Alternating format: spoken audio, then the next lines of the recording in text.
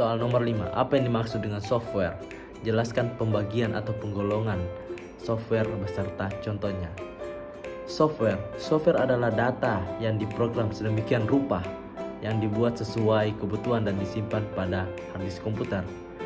Tidak memiliki bentuk fisik dan bersifat abstrak namun nyata adanya. Software yang jika diartikan dalam bahasa Indonesia berarti perangkat lunak. Software dibuat dengan bahasa pemrograman yang dibuat oleh programmer yang kemudian melewati proses tertentu sehingga nantinya software bisa dipakai dan digunakan oleh banyak orang. Fungsi software. Banyak hal yang kita lakukan dengan hardware seperti yang dikatakan di atas. Seorang programmer membuat software sesuai kebutuhan. Jadi banyak fungsi yang bisa dilakukan software diantaranya. Yang pertama, mengidentifikasi software atau program yang ada pada komputer. Yang kedua, menghubungkan software lain dan hardware atau perangkat keras. Yang ketiga, mengatur dan mengkonfigurasi hardware agar bisa bekerja secara bersamaan dalam satu waktu. Yang keempat, software juga berperan untuk menerjemahkan instruksi yang diberikan user ke dalam bahasa mesin sehingga dapat dikenali oleh hardware atau perangkat keras. Pembagian software. Ada beberapa pembagian software secara umum, yaitu yang pertama ada namanya sistem operasi atau operating system. Sistem operasi merupakan salah satu software yang berfungsi untuk menghubungkan hardware dengan software lainnya.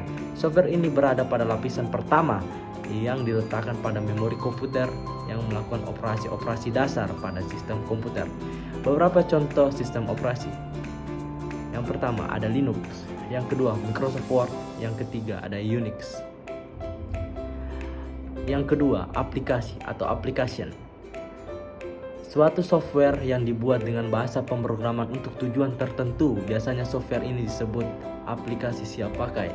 Beberapa jenis dan contoh aplikasi.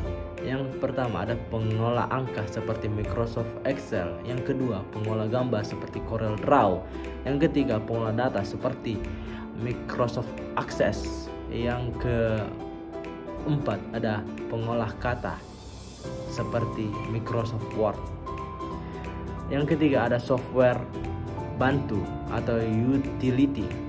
Software ini mempunyai peran untuk membantu sistem operasi, misalnya dalam hal pembersihan file, spam atau sampah yang ada di komputer kita, atau aplikasi yang bisa kita gunakan untuk browsing internet. Beberapa contoh software utility. Yang pertama ada pembersih seperti CCleaner, Utility Tools. Yang kedua ada antivirus seperti MacF, Avira, Smadaf, dan lainnya. Yang ketiga ada pemutar file MP3 seperti Winamp, AIMP, dan sebagainya. Yang keempat ada browsing seperti Mozilla, Chrome, Baidu, User Browser. Yang keempat ada software bahasa pemrograman. Bahasa pemrograman atau biasa juga dikenal sebagai bahasa komputer. Bahasa pemrograman merupakan satu set instruksi atau perintah berupa sintaks dan sematik untuk mendefinisikan program komputer. Ini merupakan software yang berbentuk compiler atau juga bisa berbentuk interpreter. Software memungkinkan seorang programmer membuat aplikasi sesuai kebutuhan dan keinginannya ataupun berguna untuk menentukan data mana yang akan diproses komputer. Apakah data tersebut akan disimpan atau dirubah kembali, serta langkah apa yang bisa diambil dalam berbagai situasi. Beberapa contoh bahasa pemrograman. Yang pertama ada Pascal, kedua Java, yang ketiga ada Ruby, keempat ada Delphi, dan yang kelima ada PHP.